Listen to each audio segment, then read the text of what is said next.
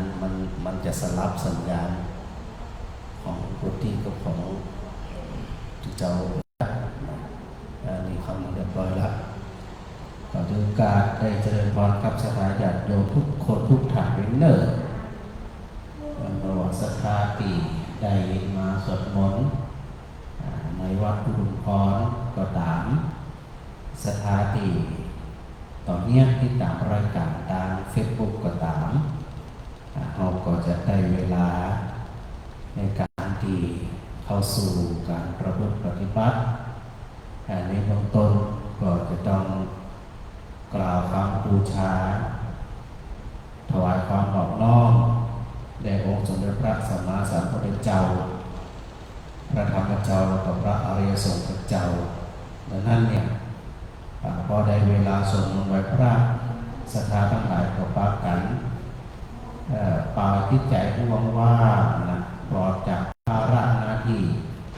ปลอดจากเรื่องราวอื่นๆว่างไว้ก่อนศรัทธานะครับพอว่างมันก็เกิดความเครียดเกิดความบ่สบายใจนะครับปล่อยไปเรื่องราวอื่นๆต้องบ่สนใจละขณะนี้เราจะถือโอกาสบูชาพระรัตนตรัยถือโอกาสได้น้อมถวายเป็นพุทธบูชาโดยการประพฤติปฏิบัติที่เรียกว่าปฏิบัติบูชาเราจะเริ่มได้ละแม่ล่าหาวสองหาวแล้วนะฮะถ้าสามหาวเนี่ยก็คบกันละได้นะฟังไปโดยสวดไปโดยเนาะเปิดไปที่หน้า7เหมือนเดิมหน้า7หน้า8หน้า22เรื่อยไปพอจะขึ้นบทไหนหน้าไหนพระอาจารย์ก็จะได้บอกสถานญาติโยมที่อยู่ตามบ้านโดยสถานนะในการอกตั้งใจสวดมนต์เวทระในวันนี้ส่วนสถานที่ฟังจากวิทยุก็น่าจะประมาณ2 ทุ่มจะได้เชื่อมสัญญาณสถานญาติโยมในส่วนของพร้อมกันนอกโยโสภะคะวะอะระหังสัมมาสัมพุทโธพระผู้มีพระภาคเจ้าพระองค์ใดเป็นพระอรหันต์ดับเลิกกิเลสเลิกทุกข์สิ้นเชิง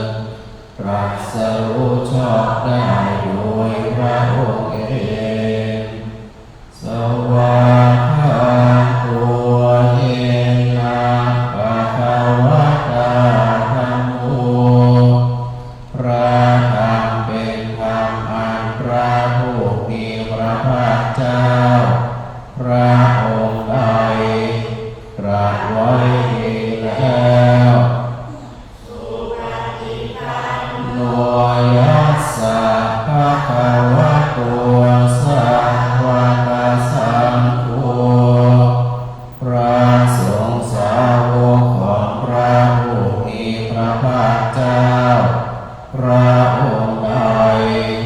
ปฏิบัติดีแล้วธัมมยังภะคะวันตังสัทธัมมังอิเมสักการะหิยะถาระนาโรอิอามิปุชยามาข้าพระเจ้าทั้งหลายขอบูชาอย่างยิ่งมีพระภาคเจ้าพร้อมทั้งพระธรรมและพระสงฆ์ด้วยเครื่องสักการะเหล่านี้อันยกขึ้นตามสมควรแล้วอย่างไรสาธุโออันเปียภะคะวาสุจิระปรินิพพุตโตปิข้าแต่พระองค์ผู้เจริญพระผู้มีพระภาคเจ้า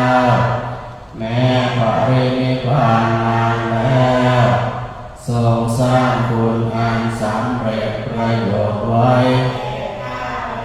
ทั้งหลายปัจฉิมาชนะกานุกรรมปนานาสา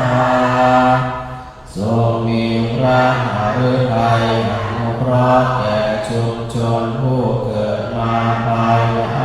งอิเมสัพพะเรียทุกขตาปันนาการะบวชปฏิคันหาตุขอพระผู้มีพระภาคเจ้าจงรับเครื่องสักการะของผลญาติทั้งน้อยเหล่านี้อันหากังกิกะระตังกิกายะสุภายะเพื่อประโยชน์และความสุขแก่ข้าพเจ้าทั้งหลายตลอดกาลนานเทอญอะระหังสัมมาสัมพุทโธภะคะวา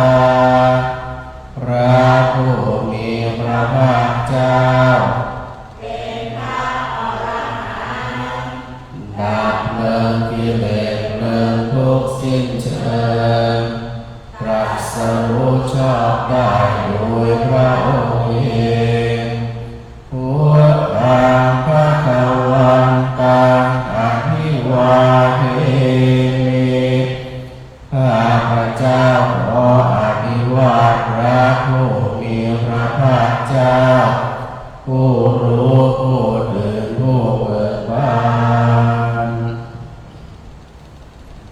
สวากขาตัวภะคะวะตาธัมโมพระธรรมเป็นธรรมที่พระผู้มีพระภาคเจ้าตรัสไว้ดีแล้วธัมมังนามัสสามิข้าพเจ้าขอนมัสการพระธรรมสุปฏิปันโน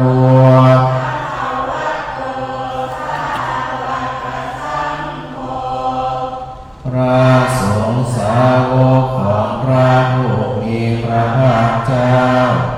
ปฏิบัติดีแล้วสังฆังนามามิข้าพเจ้านอบน้อมพระสงฆ์นะโมตัสสะภะคะวะโตขอนอบน้อมแด่พระผู้มีพระภาคเจ้าพระองค์อันอะระหะโตซึ่งเป็นผู้ไกลจากกิเลส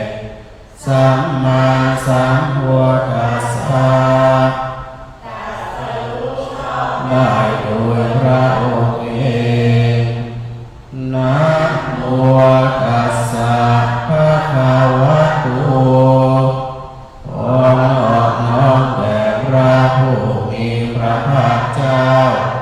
พระองค์อันอะระหะโตซึ่งเป็นผู้ไกลจากกิเลสสัมมาสัมพุทธัสสะตรัสรู้ชอบได้โดยพระองค์เองนะโมตัสสะภะคะวะโตพระผู้มีพระภาคเจ้าพระองค์นั้นอะระหะโตซึ่งเป็นผู้ไกลจากกิเลสสัมมาสัมพุทธัสสะตรัสรู้ชอบได้โดยพระองค์เองเปิดเป็นหน้า22จะได้สวดมนต์ด้วยพร้อมเพียงกันเนิ่นหน้า22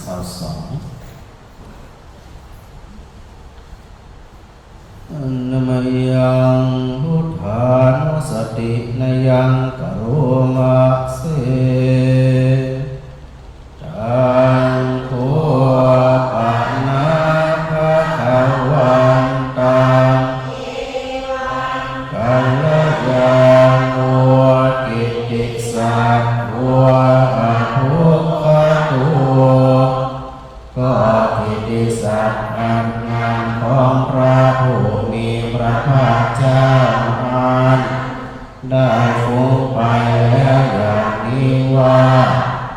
อิติปิโส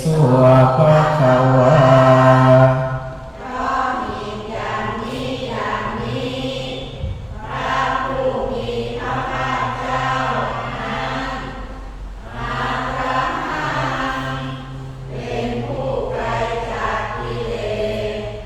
สัมมาสัมพุทโธเป็นผู้ตรัสรู้ชอบได้โดยพระองค์เองวิชาจารณสัมปันโนเป็นผู้ถึงพร้อมด้วยวิชาและจารณะสุภโตเป็นผู้ไวและด้วยดีโลกาวิทูเป็นผู้รู้โลกอย่างแจ่มแจ้งอนุตตรปุริสธรรมสารถิเป็นผู้สามารถฝึกบุรุษที่สมควรฝึกได้อย่างไม่มีใครยิ่งกว่าสัทธะเทวมนุสสานังเป็นครูผู้สอนของเทวดาและมนุษย์ทั้งหลายพุทโธเป็นผู้รู้ผู้ตื่นผู้เบิกบานด้วยธรรมภควาติเป็นผู้มีความจำเริญจำแนกธรรมสั่งสอนสัตว์ดังนี้อันธรรมยังพุทธาภิกิติงกโลมาเสพุทธวารันตวรตาวิมุตนานิยุตโตพระพุทธเจ้าประกอบด้วยคุณมีความประเสริฐแห่งพระมหากรุณาเป็นต้นสุทธาภิญาณกรุณานิสมาภัตตัวมีพระองค์อันประกอบด้วยพระญาณและพระกรุณาอันบริสุทธิ์โอเดือสิวะสุจมการกามลังวสุโรพระองค์ใดทรงกระทำชนที่ดีให้เบิกบานบุตรพาทิ้งทำบัวให้บาน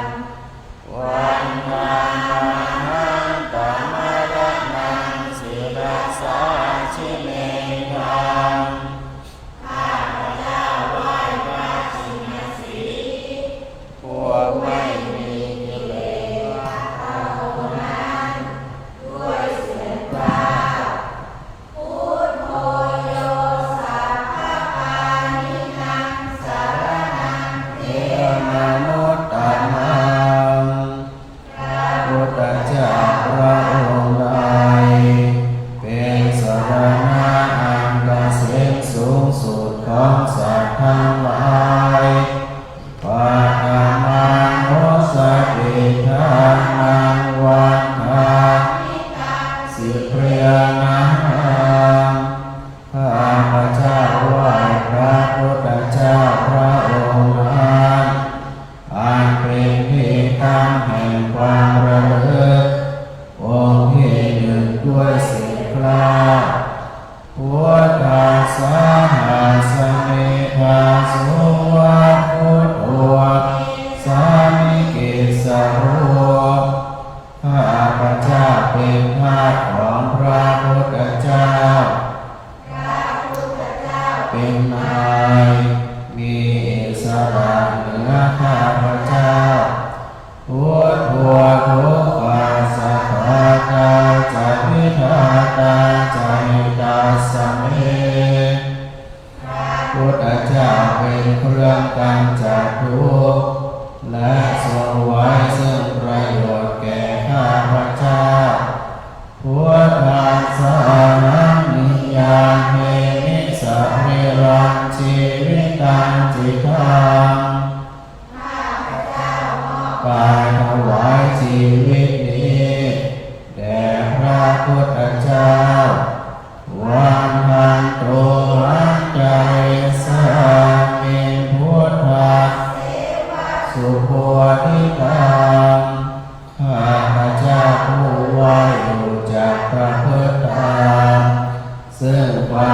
สรู้ดีของพระพุทธเจ้าสารนังอัญญังพุทโธ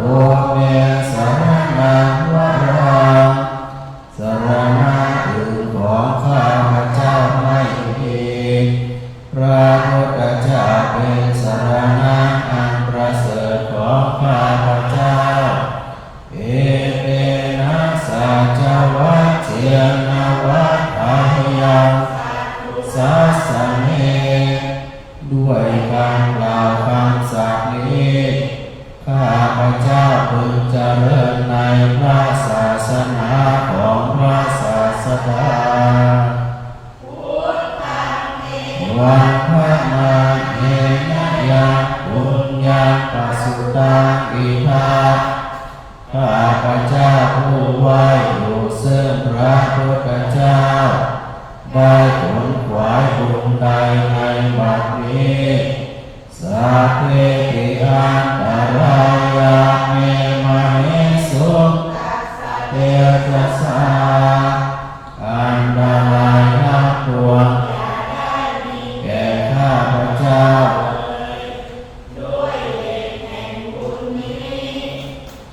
กายนะวาจาวะเจตสาวา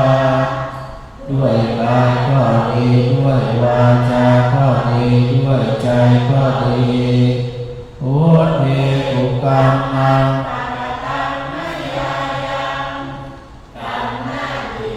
อันใดที่ข้าพเจ้ากระทำแล้วในพระพุทธเจ้า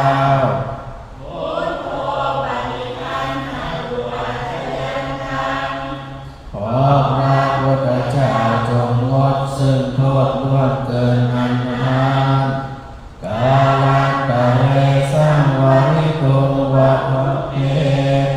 เพื่อการสำรวมระวังในพระพุทธเจ้าต่อไปอันธัมมัยยังธัมมานุสตินะยังกะโลมาเส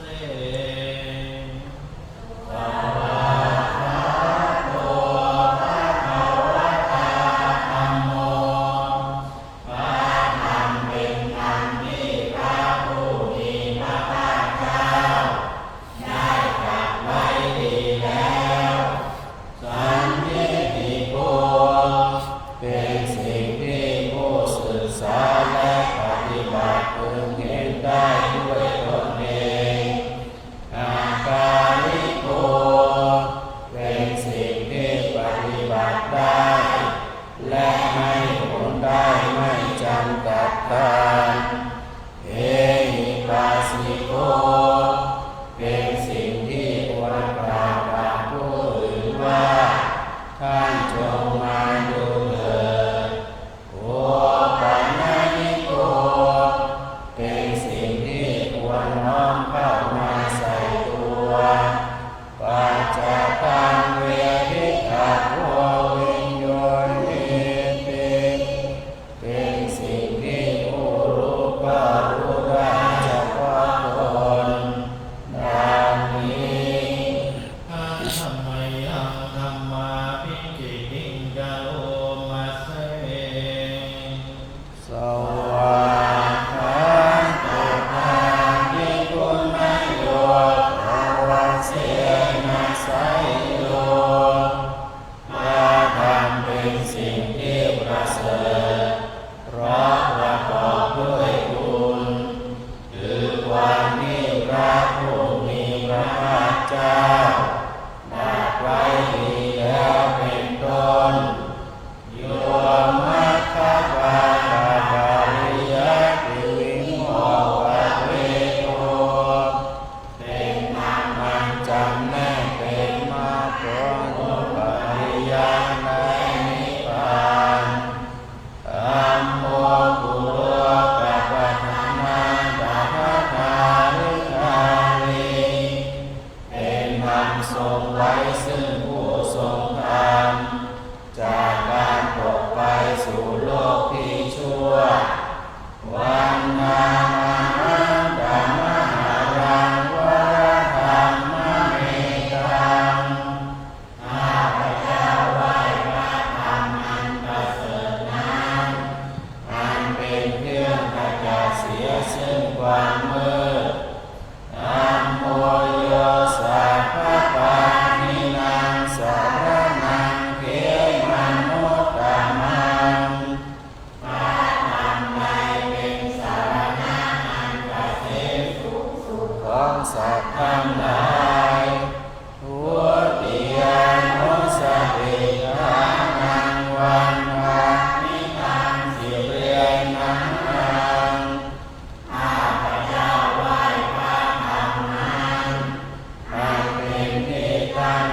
ความระลึกองค์ที่สองด้วยเสียงกล้าวธัมมัสสะมาสมิอาโสวะธัมโมเวสามิกิสโลข้าพเจ้าเป็นพระของพระธรรมพระธรรมเป็นนายมีอิสระเหนือข้าพเจ้าธัมโมทุกขัสสะทาตาจะวิภาตาจะหิตัสสะเมพระธรรมเป็นเครื่องกำจัดทุกข์และทรงไว้ซึ่งประโยชน์แก่ข้าพเจ้าธัมมัสสะนัมมิยังเอหิสะริรังชีวิตังจิตังข้าพเจ้ามอบกายถวายชีวิตนี้แด่พระธรรมอันตันโตนัจจาริสามิธัมมัสเสวะสุรังมะตังข้าพเจ้าผู้จะประพฤติตามซึ่งความเป็นธรรมดีของพระธรรมนะอิเมสารนังอัญญังธัมโมเมสารนังวรังสรณะอื่นของข้าพเจ้าไม่มี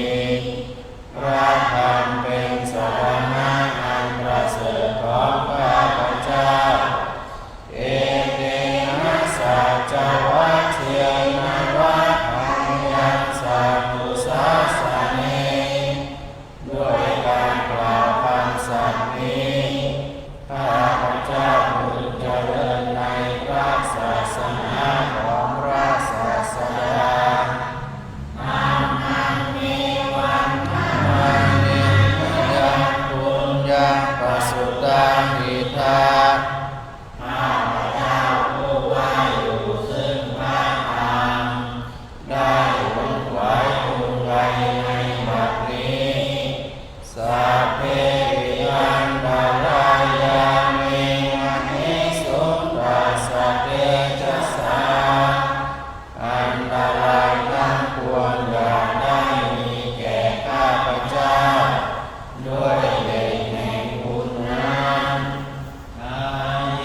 นะวาจายะวะเทนะสุวาด้วยใจก็ดีด้วยวาจาก็ดีด้วยใจก็ดีธัมเมอุปันนังวะธัมมยังยังกรรมหน้าที่เรียกนำไปที่ข้าพเจ้ากระทำแล้วในพระธรรมนะโมปฏิปันนะตุตุยันตังขอพระธรรมจงงดซึ่งโทษล่วงเกินนั้นนั้นกาลันตะเรสัมมานิโกวะธัมเมเพื่อการสำรวมระวังในพระธรรมในการต่อไปอันตมัยยังสังขานุสตินายังกาโลมาเสเงสุปฏิปันโนภะคะวะโตสาวกสังโฆทรงสาวกของพระผู้มีพระภาคเจ้าหมู่ใดปฏิบัติดีแล้วบุชุปฏิปันโนภะคะวะโตสาวกสังโฆทรงสาวกของพระผู้มีพระภาคเจ้าหมู่ใดปฏิบัติตรงแล้วยายะปฏิปันโนภะคะวะโตสาวกสังโฆทรงสาวกของพระผู้มีพระภาคเจ้าหมู่ใด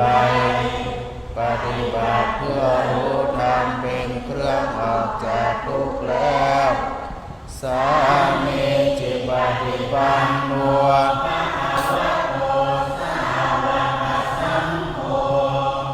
ทรงสาวกของพระผู้มีพระภาคเจ้าหมู่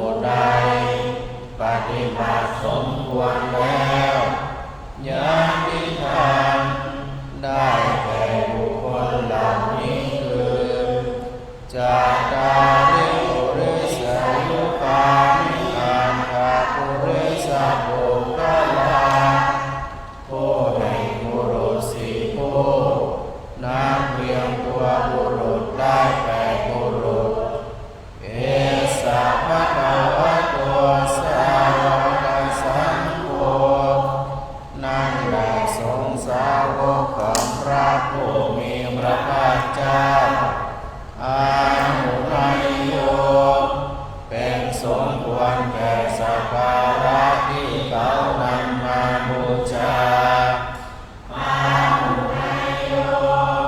เป็นสมควรแก่สักการะที่เขาจัดไว้ต้อนรับอาหินัยโยเป็นผู้ควรรับทักษิณาทานอัญชลีกรณิโยเป็นผู้ที่บุคคลทั่วไปควรทำอัญชลีอนุตตรังบุญญาเกตังโลกัสสติเป็นเนื้อนาบุญของโลกไม่มีนาบุญอื่นยิ่งกว่าดังนี้อันธรรมยังสังฆามิหินิกะโลมาเสสัทธัมมัชโชสุปันติปาติคุณังทิยุตโตพระสงฆ์ที่เกิดโดยพระสัทธรรมประกอบด้วยบุญมีความประพฤติดีเป็นต้นโยธามิโภรามิยะโภตาสังฆเสโภเป็นหมู่แห่งพระอริยบุคคลอันประเสริฐกาจำพวกศีลาธิธรรมะปวราสยกายจิตตัวมีกายและจิตอันอาศัยตามมีศีลเป็นต้นอานุภวรณ์วันทานังธรรมนิยามะนังสุสุทังข้าพเจ้าไหว้พระอริยเจ้าเหล่านั้นอันบริสุทธิ์ด้วยดีสังโฆโยสัพพะปานินังสัพพะนังเขมนุตตมังพระสงฆ์หมู่ใดเป็นสรณะอันเกษมสูงสุดของสัตว์ทั้งหลายตติยานุสติธรรมังวันมามิตังสิเรนังข้าพเจ้าไหว้พระสงฆ์นั้นอันเป็นที่ตั้งแห่งความระลึกตรงที่สามด้วยเสียงกล่าวสังฆัสสะสะเมธาโส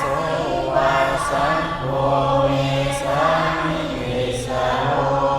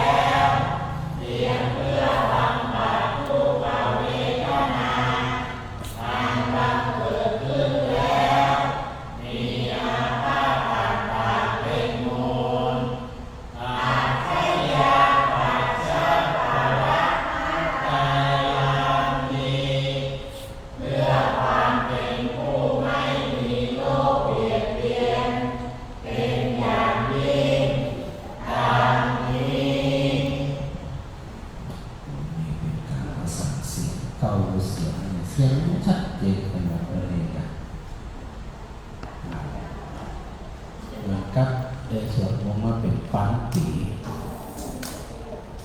เสียงชัดเจนใส่เจ้าเปิดพัฒนา5151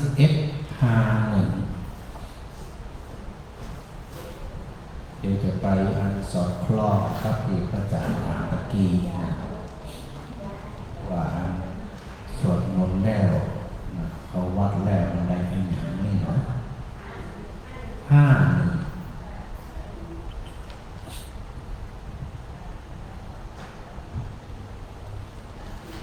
ในเงาอยู่ตรงบ้านที่อยู่บ้าน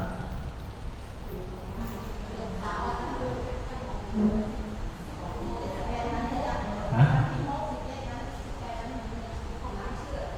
อ๋อจัดส่งจัดเป็นกำลังใจเต็มที่สวดมนต์บุญไปเจอกันเต็มที่เร็วๆรอบนอกสถานที่อยู่ตรงบ้านที่รับฟังตามสถานีวิทยุตัวเองตอนนี้พระอาจารย์ได้เชิญสัญญาณไปเที่ยว6 จุดทางกันว่าเสร็จร้อยเปิดไปที่นา51เนี่ย51นะเขาจะสวดอนัตตลักขณสูตรเป็นพระสูตรที่พระเจ้าเขาได้เข้าใจความจริงอย่างกระจ่างแจ้งแต่ประเด็นที่ปกติดใจสักอย่างความรอดแห่งกันเอวังเอสุตังเอกังสัมมายังภะคะวะอะระ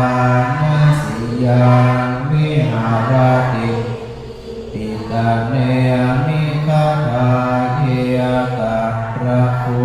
ภะคะวะปันคิเยหิขัวอานันเตียสิโรปังพิขเวอนัตตาปัญจนิธังพิขเวอัตตาอภวิสนายิทังรูปังสังวัตตายานัพเพยอาจารูเปเอวังเมรูปังหัววังเมรูปังมาหัวเสียติยาสมาจะหัวพิกเวรัวปังตาตาสมารัวปังอาภาทายาสังวากตินาจาลาปฏิรัวเปวังเมรัวปังหัวโตเอวังเมเสียติเวทนาอนัตตาเวทนาจานิทังพิขเวอัตตาอภเวสนานิทังเวอาภาทายาสังวัตตายาลักเพียตัจจเวทนายะเอวังเวทนาเวทนามาหัวเสียสมาจะหัวพิเวทนาอนัตตาตาสมาเวทนาอาภาทายาสังวัตนาจาลาภติเวทนายะเอวังเมเวทนาเอวังเมเวทนามาหัวสัญญาอนัตตาสัญญาจานิทังพิขเวอัตอภวิสนานิทังสัญญาอาภาตายาลักเอียตัจจสัญญายะเอวังเมหัวตุเอวังเมสัญญามาหัวเสี ยาสมาจะหัวสัญญาอนัตตาตัสมาสัญญาอาสังวาปฏินาจาลาภติสัญญายะเอวังเมเอวังเมสัญญามาอาหัวสิติสังขาราอนัตสังขาราจานิพังพิภเวอัตอภเวสังสุมานิทังสังขาราอาภาสังวาตายโยมลาเพียตัจสังขาเรียสุเอวังเมหัวตุเอวังเมสังขารามาอาเหสุติยาสมาจะหัวปิสังขาราอนัตตาตัสมาสังขาราอาภาวัตตันตินาจาลาภติสังขาเรียสุเอวังเมสังราหัวตุเอวังเมสังขารามาส่วนติวิญญาณังอนัตตาวิญญาณังจานิทังพิอัตตาอภเวสนานิทังวิญญาณังอาภาสังวาปายานาเพียตัจจวิญญาณเอวังเมนาหัวตุเอวังเมวิญญาณังมาหัวยาสมาจะหัวปิขเววิญญาณังอนัตตาญาณังอาภาทายาสังวาตตินาจาลาภติวิญญาเนเมวิญญาณังหัวตุเอวังเมวิญญาณังอาสิติตังเกมัญญาตาภิกขเวรัวปังนิจจังวาจังพันเตยังปานานิจังทุกขังวาตังสุขังโลขังพันเตยังปานานิจังทุกขังวิปริณามธรรมังนุตังสมานุปัสสิตุงเอตังนามาเอโสหามังสเมเอโสเมโนเหตังพันเตียตังกิมัญญาตาภิกขเวเวทนานิจจาวาอนิจจายามปานานิจจังทุกขังวาตังสุขังวาติทุกขังยามปานาธัมมังกันลังนุตังสมานุปัสสิตุงเอตังมะนะเอโสสเมเอโสเมอัตตาติโนหิตังปันตังคิมัญญาตาภิกขเวสัญญาอนิจจาวาติอนิจจาพันเตียยังปานาวาตังสุขังวาติทุกขังพันเตียยังปานาทุกขังวิปริณามธรรมัง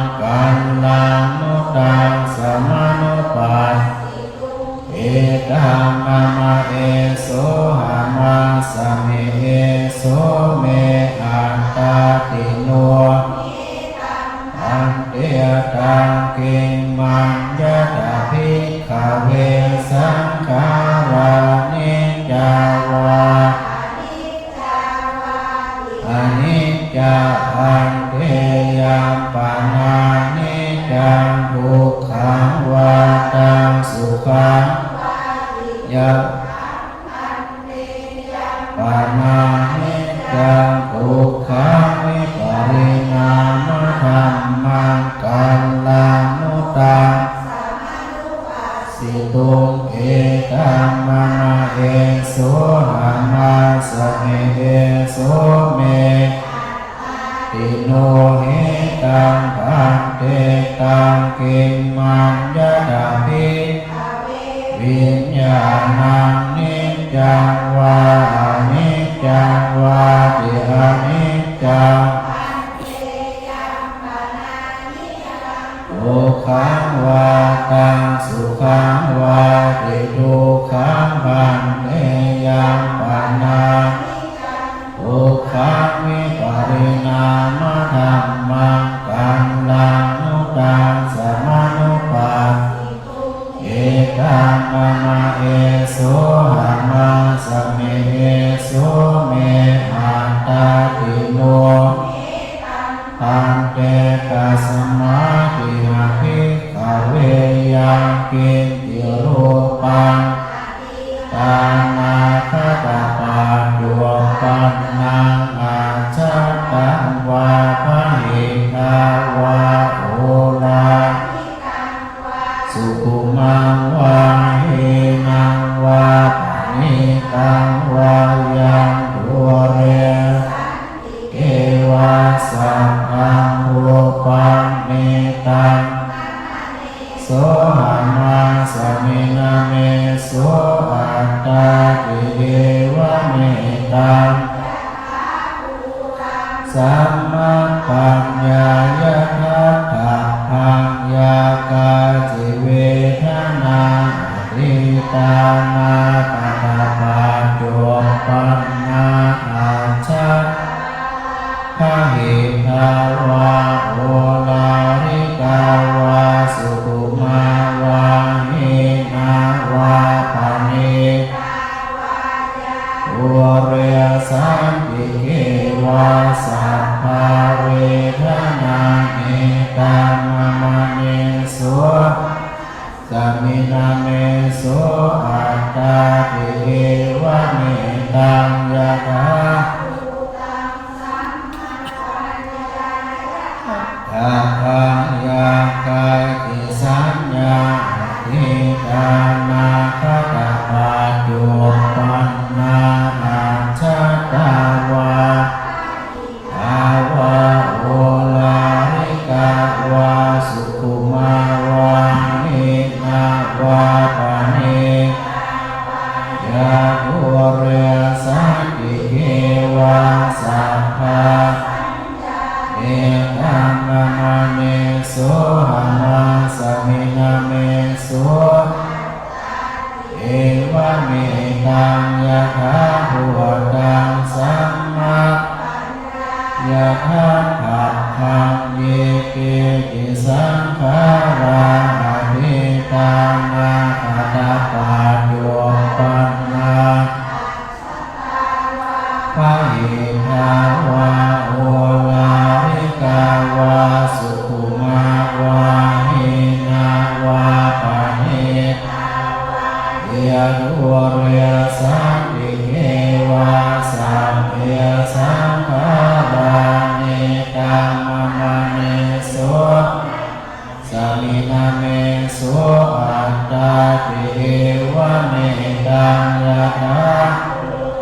สัมมาปัญญายะทัฏฐะพังยังกินจิวิญญาณังนาคตาปาจวงปันนังอาชัตตังวาภหิทาวาริกังวาสุขุมังวาหินังวาปานิตังวายังทัวอิเกวาสังฆัง กัมมานาเมโสหามาสมินาเมโสเอวะเม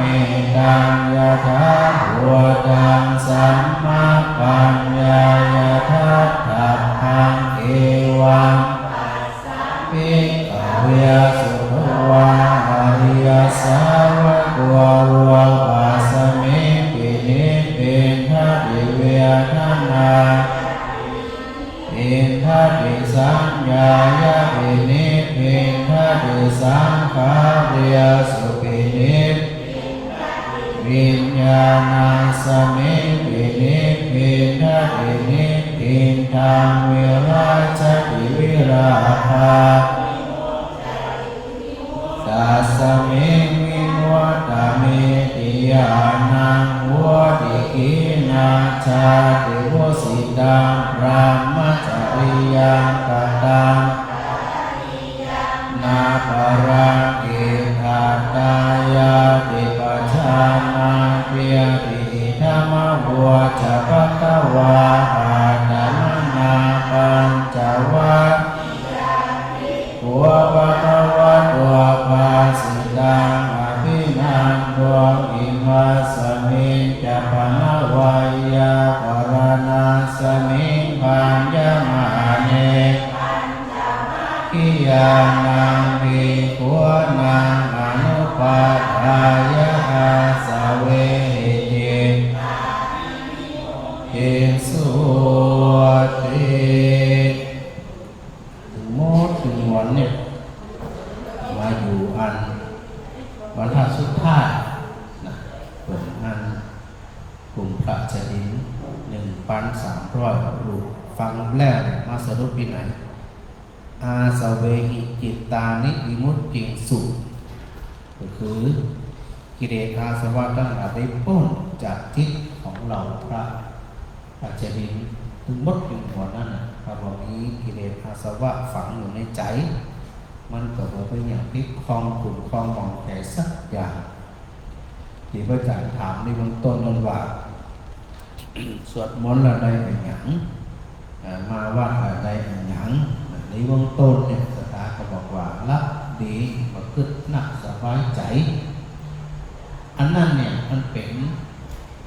เหตุปัจจัยที่จะนำไปสู่ความว่าอาสเวหิจิตตานิวิมุตติสุคือมันแบบติดเกี่ยวข้องสักอย่างที่ได้สถานถึงรับนี้เพราะอย่างเพราะว่ามันบัดนี้คืบหน้าจะได้หนึ่งว่าคืบหน้าลายมาดึงมดดึงมวลเนี่ยรูปเวทนาสัญญาสังขารวิญญาณคือขันธ์ห้าพระพุทธเจ้าบอกว่ามันเป็นสิ่งที่แปรปรวนมันเป็นสิ่งที่ก็จะอยู่คงติถ้าไปยึดไปถือยึดมันถือมันรูปร่างกายเป็นของเฮามันก็ตุกกันเพราะว่ามันจะเป็นของเฮาเนาะถ้าเป็นของเฮามาหึงแก่ก็ได้บอกแต่นี่ได้บอกจะได้มาหึงเจ็บป่วยได้ก็ได้มาหึงตายได้ก็มาได้ในเมื่อมาได้แล้วแต่บอกว่าเป็นของเฮาไม่ใช่ที่พุทธเจ้าว่าอนัตตาไม่ใช่ตัวตนของเราไม่ใช่ของเรารูปร่างกายก็เพียงแค่อาศัยส่วนเรียกหนึ่งแล้วก็ย่อยสลายไปในที่สุดเวทนาก็เหมือนกันเวทนาก็คือความรู้สึกสถานจะทุกข์จะได้จะจากเลยมันจะทุกข์คำมันคำคืนมันจะทุกข์คำมันคำคืนสุดท้ายมันก็หายไปคลายไปอย่างสถานทุกข์กายมาทำการทำงานอ่อนอิดหิวพออาบน้ำอาบน้ำเป็นข้าวลับตื่นเช้ามาหายละทุกข์กับที่อยู่ที่เก่าแล้วก็สุขแล้วสุขมันจะอยู่ที่เก่าเขาสุขใจไปเดียวเนี่ยนอนกันหายไปละเขาสุขใจถ้าไปติดความสุขใจนั่นความทุกข์มันยิ่งรุนแรงมากขึ้นพระพุทธเจ้าบอกว่าเวทนาคือความรู้สึกมันก็แข็งน่ะทุกข์กับประเดี๋ยวประดาวสุขกับประเดี๋ยวประดาวครั้งเดียวก็ย่อยสลายไปครั้งเดียวก็แปรเปลี่ยนไปสัญญาคืออย่างความจำสถานจะชอบไผ่จังไผ่กระจังเจอในอดีตนะขึ้นมาเราได้จังเจ็บอกเจ็บใจมันก็เจ็บระยะหนึ่งตอนนั้นสุดท้ายสัญญาอนิจจาตัวสัญญาก็ลืมเลือนจะจำได้ตลอดแบบนี้ครับแล้วก็เขาชอบไผ่ฮักไผ่โลภไผ่กระจังเจอมันก็ชั่วครั้งชั่วคราวเพราะ มันอยู่ในกฎแห่งไตรลักษณ์มันเกิดขึ้นดับไปเกิดขึ้นดับไปนะสัญญาในอดีตสังขารก็คือการปรุงแต่งจิตเขาสร้างเรื่องสร้างราวสร้างบุญก็ได้สร้างบาปก็ได้สร้างสุขก็ได้สร้างทุกข์ก็ได้สร้างไปเรื่อยๆแต่จะสร้างไปได้เกิดจากสุดท้ายมันก็แปรเปลี่ยนไปอยู่คงที่คือเขาบังคับบัญชามันก็ได้จนสุดท้ายในเรื่องของตัววิญญาณคือตัวจิตเขาบังคับได้อย่างสัจจะถ้าบริสุทธิ์แต่ฝึกว่าจะบังคับได้แม้แต่จิตเองก็เป็นอนัตตาหาใจเป็นจิตของเขาใหม่จิตดวงเก่าหายไปจิตดวงใหม่เกิดขึ้นดวงเก่าหายไปไหนมีละจบไปละหายไปละตายไปละแต่เขามีความรู้สึกหักหูอารมณ์ต่างๆที่เขามากระทบมันเป็นจิตดวงใหม่จิตดวงเก่าก็อยู่ละเป็นว่าคนฉลาดคนที่เขาใจทำตีอันเขาได้สวดไปตะกี้ว่าพระธรรมเป็นเครื่องกำจัดเสียซื่อเสียความมืดก็คือความไม่เข้าใจตัวอวิชชาแต่ถ้าไปเข้าใจที่อีแสดงว่าเขามีพระธรรม